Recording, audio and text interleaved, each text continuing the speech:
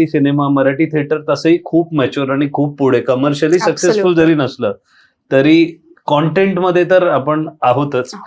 आणि मराठीवरून आपण सुंदराकडेच येऊया, कारण ती एक सिरीज आहे जिने तुला मराठी घराघरात पोहोचवलं. नेटफ्लिक्सने जगभरात पोहोचवलं असेल, पण त्याच्या आधी महाराष्ट्राच्या प्रत्येक घराघरात तू पोहोचली. आणि मला सांगायला आवडेल की माझ्याही परिवारामध्ये माझी बायको असेल का त्यांची फॅमिली तुला बघून का तुझं पात्र बघून ते खूप खुश आणि त्यांना खूप बरं वाटलेलं जेव्हा कळलं की आज तू येणार आहेस.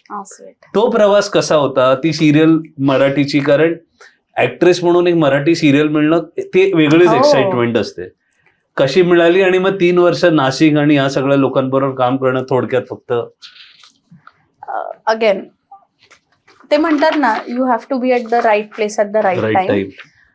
माझं सो मी 2019 मध्ये ना मी खूप फिरायचे, तेव्हा स्टुडिओज असायचे ऍक्टिव्ह ऑडिशनसाठी, आणि सो मी रोज 10 ते 12 स्टुडिओज फिरायचे सगळीकडे की काही आहे का, कुठे काही ऑडिशन सुरू आहे का, काही काम आहे का. सो असं करत करत मी एका ऑफिसला, तेव्हा थिएटर वगैरे चालू होतं. ते कोविडच्या अगोदरची गोष्ट आहे, 2019 डिसेंबर त्या दरम्यानची गोष्ट आहे ही. आणि माझा एक मित्र आहे गुरुराज वडके, तो असिस्टंट डिरेक्टर म्हणून तेव्हा काम करत होता. सो आमचं असंच बोलणं झालं, म्हटलं अरे गुरु तुझंही ऑफिस इथेच आहे ना, तो बोलला हा ये भेटूया, असं म्हणून मी त्याला भेटायला गेले. आणि तो असिस्ट करायचा सचिन पाठकला, सचिन पाठक डिरेक्टर आहेत. आणि अगेन ते दोघंही माझे कॉलेजचे सिनियर, सचिन पाठक तर सुपर सुपर सिनियर, तो आमच्या कॉलेजमध्ये डिरेक्ट आणि करायला यायचा रुईयाला. सो मला सचिन भेटला तर मी त्यालाही निघताना बोलले, म्हटलं काही असेल तर प्लीज मला सांगा. आणि मी निघाले, एक मोजकी 5 मिनिटाची माझी भेट होती, मी माझ्या मित्राला भेटले गुरुला आणि मी निघाले तिथून. आणि 2 महिन्यांनंतर सडनली मला एक फोन आला की तुम्ही मराठी सिरियल करण्यात इंटरेस्टेड असाल का. माझं असं होतं की काय कॅरेक्टर आहे, कारण मी तेव्हा माझा टेलिव्हिजनला इन जनरल गॅप झाला होता आणि तेव्हा OTT आणि ना थोडं थोडं सुरू झालं होतं. हे हिंदी ये रिश्ता क्या कहलाता है नंतरची गोष्ट आहे, मराठी सिरियल. सो माझं असं होतं की आय वॉजंट शुअर, कारण तेव्हा मी ये रिश्ता पण माझं संपलं होतं. म्हटलं अरे आता काही हिंदी केलं होतं ना, नाही दॅट आय वॉज ओके. माझं Marathi I was always up for it, की मी ना मुळात माझा कुठला ग्रुप नव्हता कधीच, किंवा माझ्या तशा ओळखी नव्हत्या की मी कोणावर रिलाय करेन, की मला कोणीतरी रेफरन्स देईल की इथे हे काम सुरू आहे, तिथे मी स्वतः सगळं शोधलंय. तर आणि ऑफकोर्स माझ्या घरी तर सगळ्यांची इच्छा होती की मी मराठीत काम करावं. सो माझं आणि मला बिलकुल वाटत नाही, मला बिलकुल असं वाटत नाही की हिंदी टेलिव्हिजन श्रेष्ठ आहे मराठीपेक्षा. श्रेष्ठ नाही, फक्त पेमेंट चांगलं आहे. हा ऑफकोर्स आता त्याचा विचार येतो मला, आता त्याचा येतो. त्यावेळेला एवढं तेव्हा ते कन्सर्नच नव्हतं काम सुरू करताना.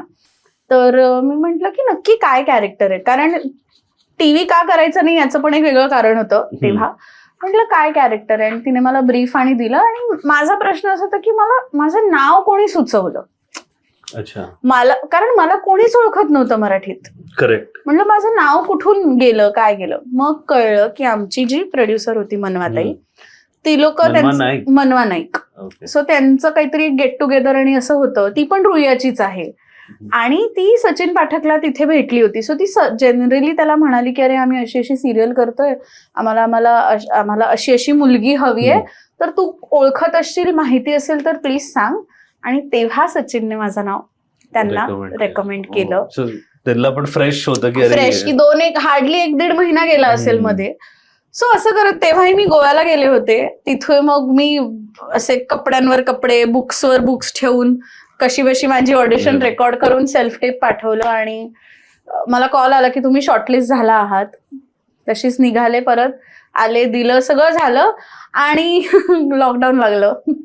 असं झालं की प्रत्येक वेळी, आणि त्याच्या आधी पण असे 1-2 शोज तर झालं होतं की काम आलं, सुरू होणार आणि कॅन झालं. आणि आय थिंक ते नेहमी माझ्याबरोबर आपण एक पॉडकास्ट फक्त ह्याच्यावर करू शकतो की कॅन्सल्ड प्रोजेक्टवर किंवा पोस्टपोन्ड प्रोजेक्टवर. सो माझं असं होतं की झालं आता, हेही काही होत नाहीये. सो गंमत अशी, मी जे ऑडिशन दिलं होतं ना, तर माझे केस साधारण असे लांब बसतील. आणि लॉकडाऊन लागलं तेव्हा सगळ्यांचं ते आलं होतं, ते घरी केस कापत होते. मी एवढे केले होते माझे केस. आणि ज्या दिवशी मी माझे असे थोडे छोटे गेले, बॉबकट गेला. मला दुसऱ्या दिवशी फोन आला होता, कशी आहे तब्येत? म्हटलं हा मी बरी आहे. नाही वरही हॉटस्पॉट आहे कळलं होतं आम्हाला. म्हटलं हा म्हटलं नाही ऑल ओके. तर मला म्हणाले नाही आपण जे त्याचे प्रोजेक्ट होल्डवर गेलो होतं ना, आपण ते परत करतोय. म्हटलं ओके व्हेरी गुड. आणि असं करत ते जस्ट झालं सुरू. मला आजही आठवते, अनलॉक केला होता त्यांनी. पहिला दिवस होता 7 जून. हो. फक्त आय थिंक बसेस सुरू झाल्या होत्या पब्लिक ट्रान्सपोर्टमध्ये, का बसेसही नव्हत्या वाटतं. आणि मला मनवाताईचा फोन आला. मला म्हणाली घरी पण सांगू नकोस, पण माझ्या घरी आहे. म्हटलं माझ्या घरी न सांगता कशी बाहेर पडू मी? कोविडचं हे सगळं. मला म्हणाली मला माहित नाही, तू घरी सांगू नकोस, पण माझ्या घरी ये. कारण द्यायचं तिथे आपण प्रोमो शूट करतोय. मी म्हणजे ब्लँक होते, मला काहीच सुचेन असं झालं. म्हटलं ठीक आहे. पण मी घरी सांगितलं की म्हटलं मीटिंग आहे, मला बोलवलंय, जावं लागणार. सो माझ्या घरच्यांनी कामासाठी कधीच मला अडवलं नाही, काही नाही. वरई आणि ती बँड्रालाच राहते. मग पटकन मी माझी स्कूटर घेऊन तिच्याकडे घरी गेले. आम्ही पहिला जो प्रोमो सुंदरा मनामध्ये भरलीचा आला होता, तो पहिला प्रोमो आम्ही मनवाताईच्या घरी तिच्या अंगणात आयफोनवर शूट केला होता. आणि तेव्हा फक्त 4 जण होतो, मी, मनवाताई, आमचे कॉस्ट्युम्स करणारा अथर्व आणि योगेश सर होते चॅनलमधून. फक्त आम्ही 4 जण होतो आणि आम्ही आयफोनवर पहिला प्रोमो शूट केला होता. आणि तो आज शूट केला, परवा एडिट आलं, परवा रिशूट आलं त्या सेम प्रोमोचं. सो मंडेला शूट केलंय, वेनसडेला रिशूट केलंय आणि फ्रायडेला तो प्रोमो आउट होता. आयफोनवर शूट केला होता तो.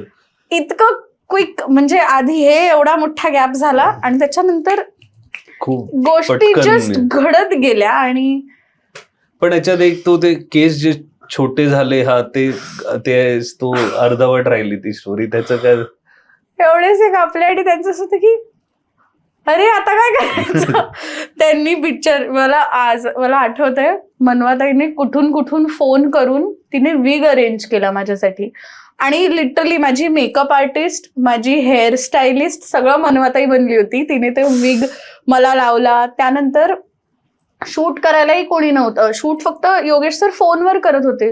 सो मनवाताई तिकडे आर्ट पण तीच करते, बॅकग्राऊंड पण तीच ठेवते, रिफ्लेक्टर धरून पण तीच आहे. तो फोल्डेबल, माहिती साधारण कॉलेज प्रोजेक्ट कसे शूट करतो आम्ही, तसा 4 लोकांच्या टीम मध्ये पहिला प्रोमो सुंदराचा आम्ही शूट केला होता. आणि जस्ट ते झालं आणि इट हॅपेंड. आणि त्यानंतर पुढे मग आम्ही नाशिकला गेलो. मग पुढचे बाकीचे प्रोमोज आणि प्रॉपर चॅनल कडून आणि शूट झाले. बट क्रेझी एक्सपिरियन्स होता. आय थिंक मी जितकं त्याच्या अगोदरच्या 6 वर्षात जेवढं शिकले असेल, त्याहून डबल मी सुंदराच्या 2.5-3 वर्षात शिकले.